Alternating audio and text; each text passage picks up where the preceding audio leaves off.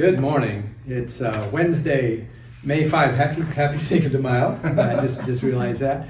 Another beautiful day. Supposed to be a high of 84 today. I hope someday we'll get some rain, but we're enjoying the springtime. So I'm back with Gary Green. We're going to talk about a few different things. Finish up with some COVID issues, of course. Just want to start with a little business to let you know that we have 3 providers that have started within the last month or so that as primary care physicians you should be referring to. That would be Dr. Lusberg is now in our GI department, Dr. Monet is in our new permanent pulmonologist, and then Dr. Huang has started in ENT. She went through orientation yesterday, and you can start doing the referrals. On the vaccine front, you've been reading about how the supply is now starting to outstrip the demand, and that's been our experience locally too. So over this month, we will be moving from the what we're calling the mass vaccination site, and downsizing that into a smaller site just because the demand is not there. The focus is on 2 separate things. One is more concerted effort in terms of equity, reaching out to the underserved population. And we've been doing that all along. We've been plugged in with some of the nonprofits in the county throughout this time. And then the second thing is we anticipate that the Pfizer vaccine will be approved for 12 to 15-year-olds imminently, and we'll be bringing those people in. So that's where Gary, it's springtime outside, it's warm, it's beautiful. People are talking about travels, they're talking about restaurants, and I'm thinking, you can almost feel the heat from the light at the end of the tunnel. And then I open the newspaper and I see India, and it brings me crashing back down, and then I'm feeling all depressed and pessimistic again. So help me out. Does the local epidemiology support our optimism that we're talking about? Right. So I think it's important to be aware of what's happening worldwide, because eventually what happens worldwide affects all of us with the new variants. But locally we're doing great, and we're doing great because of public health measures, and also because we're approaching herd immunity. But I want to show a couple slides and give a little bit of explanations. The first slide is kind of what's going on in the world, and you can see it highlights 4 countries, the US and the UK. Clearly our second wave was tough. And it also shows Brazil, where Brazil has struggled all along. Something that's different happening in Brazil. I think their struggles are multifactorial, to poverty, infrastructure. Brazil isn't making vaccines, so they're not a manufacturer. They have to import it. The president of Brazil has struggled because he's made this somewhat of a political issue and hasn't been very prominent with public health measures. And also Brazil has a variant called P1. And the P1 variant is really affecting a younger population in Brazil. And we're trying to study that aggressively to know that why is Brazil having, for example, pediatric ICU cases. So Brazil's struggling for a lot of different reasons. India is the worst country right now. And it's also a big country, India, 2 billion people. India, over 300,000 new cases a day right now, thousands of people dying every day. Their surge right now is worse than any other country has faced and experienced so far. But they're also a country of a more dense population. Why is India struggling so much? Well, India is struggling mainly because they're not vaccinating. So India is a manufacturer of vaccines. But when they came up to speed on vaccines, they didn't have very many cases. So they exported all their vaccine. So right now, India has only about 6% of the population vaccinated. And they're going to be in for a long slog for the next few weeks.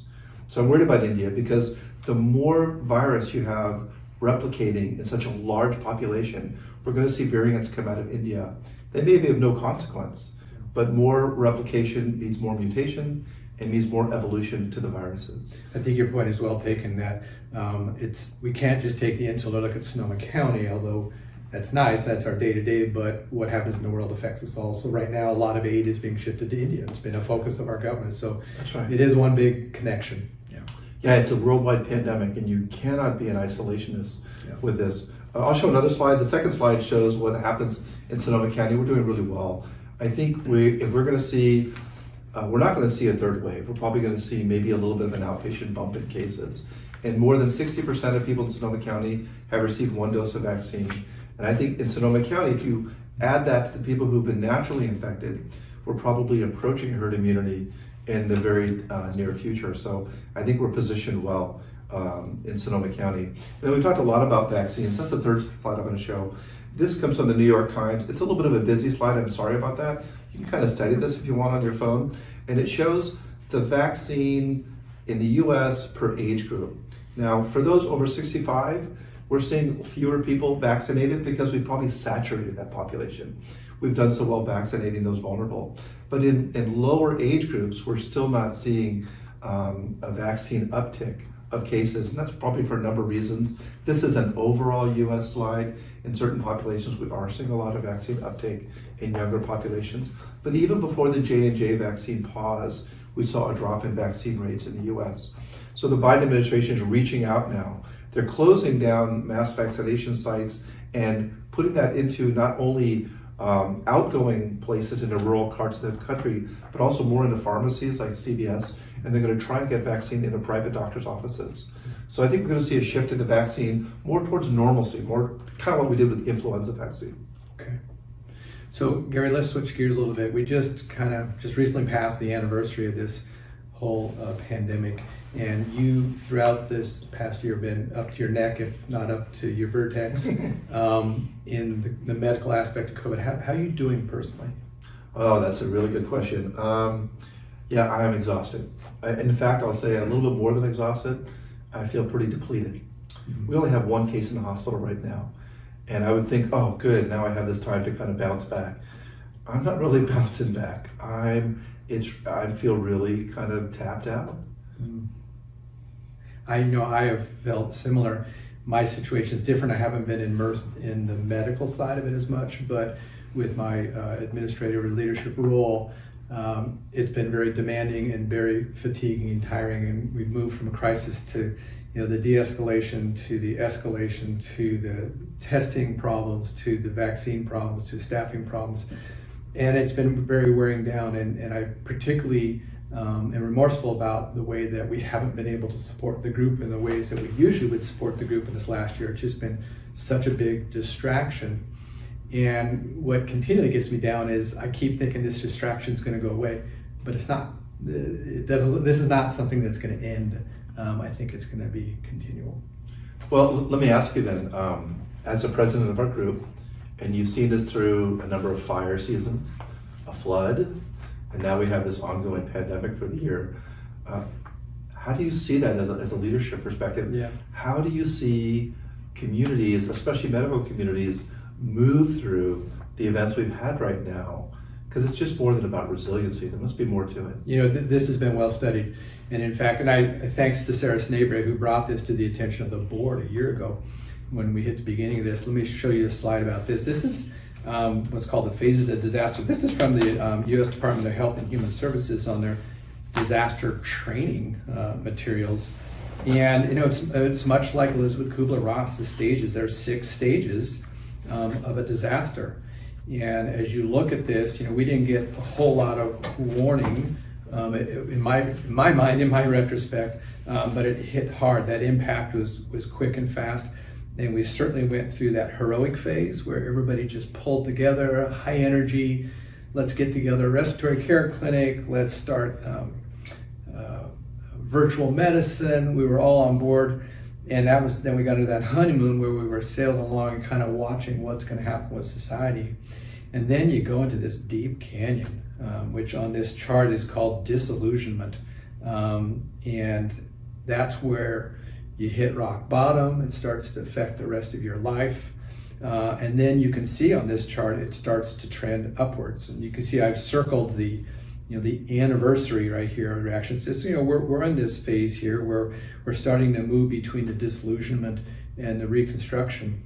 I have another slide, the next slide, which I put in some of the explanation for these phases. So specifically the disillusionment, what the authors wrote, that stress and fatigue takes a toll. Optimism turns into discouragement. Need for services might increase, and we've all been there. But now I'd like to think that some of us are heading up the hill. I've circled here, the line that says working through the grief, coming to terms. And this is the reconstruction where individuals and communities begin to assume responsibility for rebuilding their lives. And it ends by saying you start to realize there's some growth and opportunity out there. And we're all on this continuum somewhere. Some of us are going to lead others out of this with our energy, but some people are going to be stuck in this disillusionment and fatigue area for quite some time.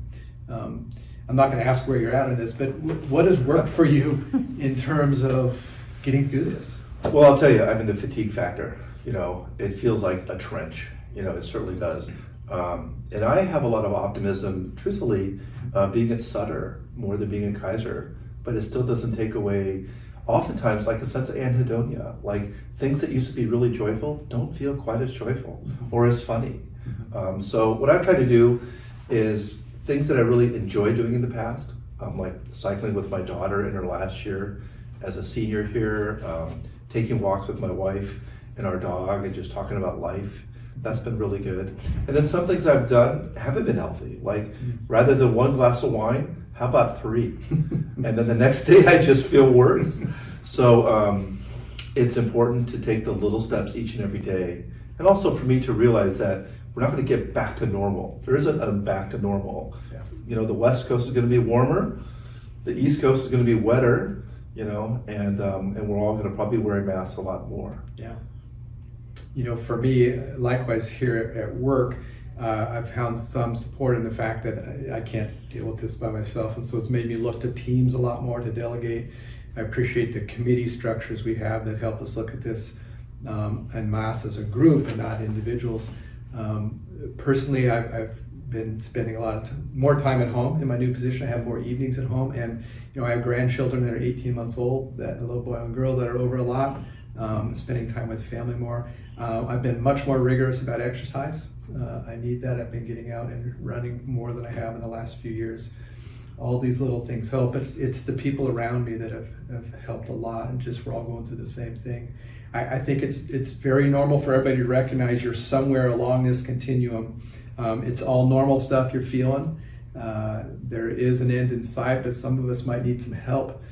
So I would say to those of you who feel you're stuck in this trench, in this disillusionment phase, if you're feeling like where you're at is impacting your relationships or your home life or your work life, I would implore you to talk about it and to reach out to people, to reach out to your peers, to reach out to your site lead, your service chief, to me, to Steve. Reach out to Gary. He's got some experience in all this, or the person who sits next to you. And if that's hard for you to do, we have formal programs that are available. We always have EAP, Employee Assistance Program, which is just a phone call and you can hook up with a therapist. Or we have life coach. Our personal life coach, Emily Shaw, one of our providers.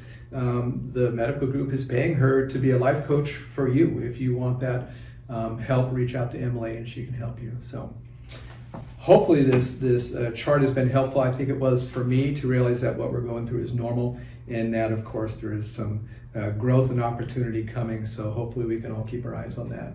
Yeah, thanks, Gary. Your openness has been tremendous. Yeah. And I think it gives us a lot of optimism. Well, thanks for sharing today. Thanks for your time. Hope this was helpful.